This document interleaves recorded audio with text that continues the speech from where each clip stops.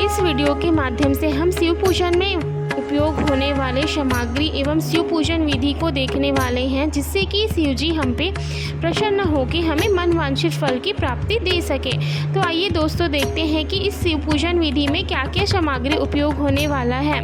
तो जैसे कि आप सभी जानते हैं कि इस वर्ष 2024 में श्रावण मास दिन सोमवार 22 जुलाई से शुरू होने वाला है।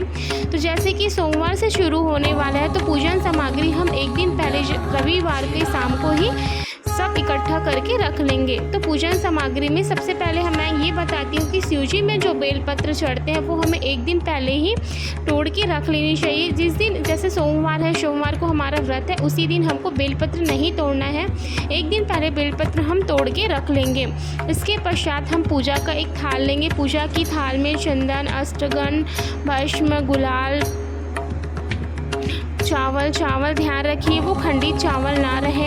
इसके पश्चात जो भी सामान आप यूज़ करोगे पूजा सामग्री में, जैसे लौंग, इलायची, काली मिर्च, श्रीफल, जनेऊ आदि इकट्ठा करके हमको रख लेना है। उसके पश्चात जैसे हम सुबह उठ रहे हैं, तो सुबह उठने के पश्चात सबसे पहले हमें पवित्र स्नान कर लेना है। स्नान करने के बाद फिर अपने थाल में जो भी चीज़ें बची हुई थी, जैसे कि फूल हो गया, फूल के बाद हो सके तो आप धतूरा का फल भी रखिए।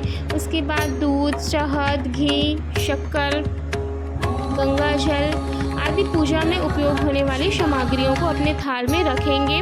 उसके बाद घर से ही हमको जल लेना है। जल लेने के पश्चात हमको नंगे पांव पूजा सामग्री और जल लेके मंदिर जाना है। मंदिर जाते ही सबसे पहले हमें मंदिर की साफ़ सफाई कर लेनी है। साफ़ सफाई करने के पश्चात हमें सबसे पहले संकल्प लेना है। संकल्प लेने के पश्चात हमें एक दीपक जला लेना है। दीपक ध्यान रखिए घी का ही वो दीपक रहे, हो सके आप तो घी का ही जलाइए।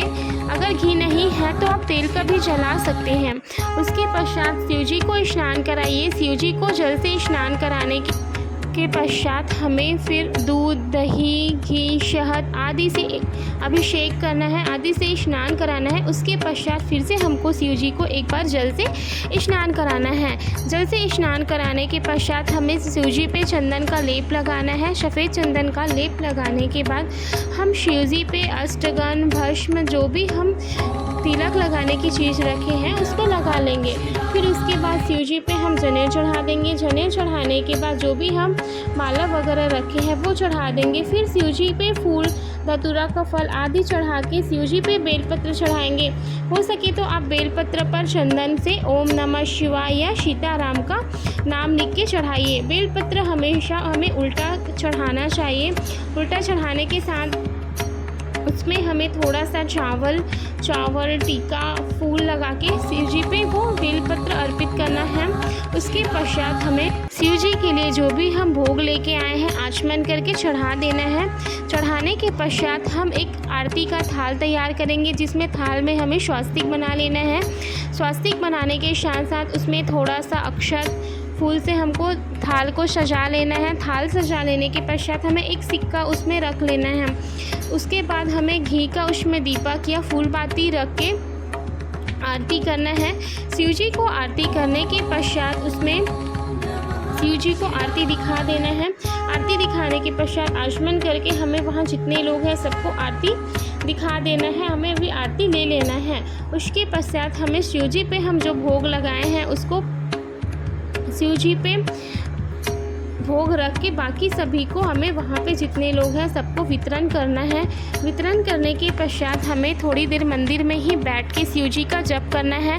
जप करने के लिए हम रुद्राक्ष माला का उपयोग कर सकते हैं। जप में हमें ओम नमः शिवाय या जो भी आप शिव मंत्र आपको याद है वो मंत्र वहाँ पे जप कर लेना है। उसके पश्चात थोड़ा सा हमें मंदिर में जप भजन कीर्तन कर लेना है। भजन कीर्तन करने के पश्चात हमें शिव जी से आखिरी में एक क्षमा याचना कर लेना है कि हे शिव जी, पूजन विधि में हमारी से मेरे से जो भी गलती हुई है हमें क्षमा कीजिए।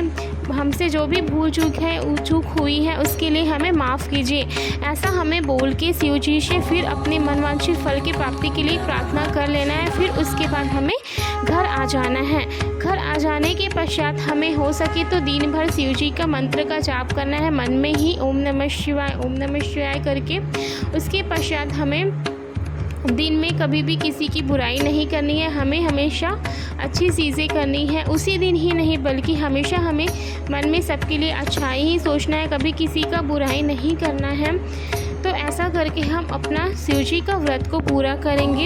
इसके पश्चात व्रत की विधि के अनुसार हमें दिन में शिवजी का व्रत रखें तो एक ही बार हमें भोजन करना चाहिए और वो भोजन हमेशा सात्विक ही रहना चाहिए। सात्विक भोजन ही हमें व्रत में करना है।